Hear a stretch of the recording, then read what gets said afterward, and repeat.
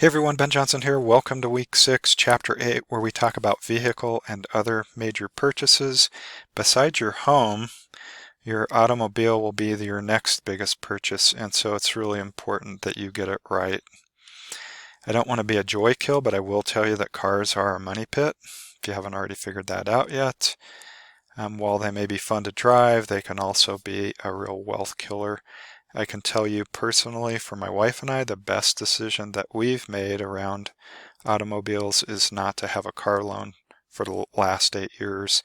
And so that money that we would have been putting towards a car loan, $437 a month on average, we've been investing into the stock market, the S&P 500, and that's grown handsomely into roughly 171,000. So that's just an example of how you can make smart car decisions and grow your wealth.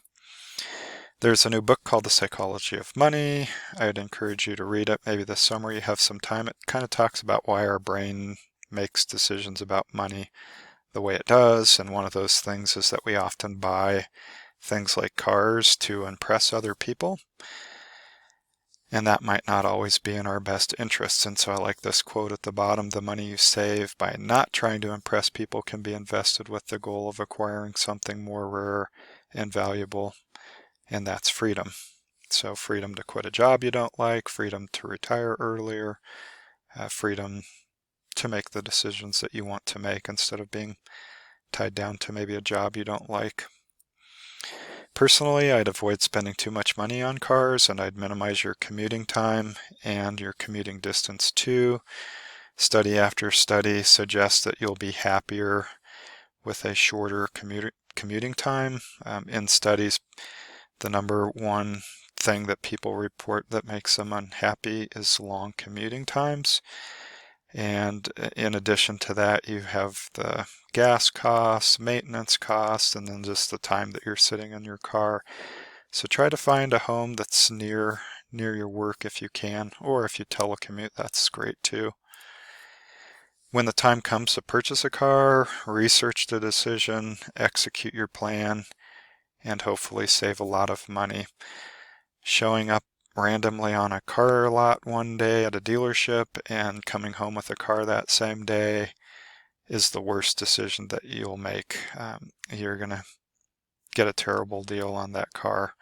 So it should be a very carefully planned purchase, and you should have done all of your research well in advance of making that decision to buy a new car.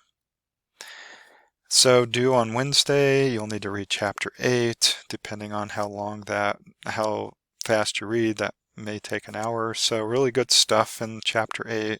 Solid advice and recommendations for you. So take the time to read that.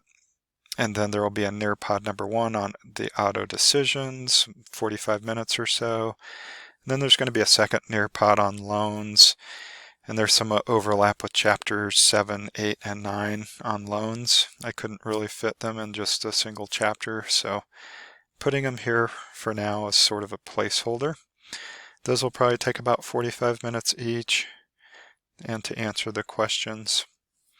And then due Sunday night, I'm going to have you read the Clark.com used car buying guide, new car buying guide. That'll probably take you about 30 minutes.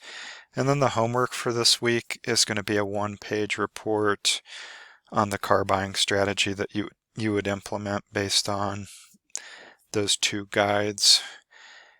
He'll have lots of different tools and recommendations, and so I just want you to first decide if you want the used car or the new car, and then what sort of strategies that you'll use when you go to make that decision, what tools you'll use to do research, whether you'll negotiate yourself or else you'll have a third party negotiate for you, that sort of thing.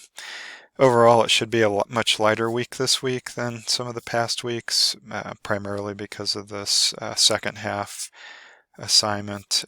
Should be a little bit faster for you to complete.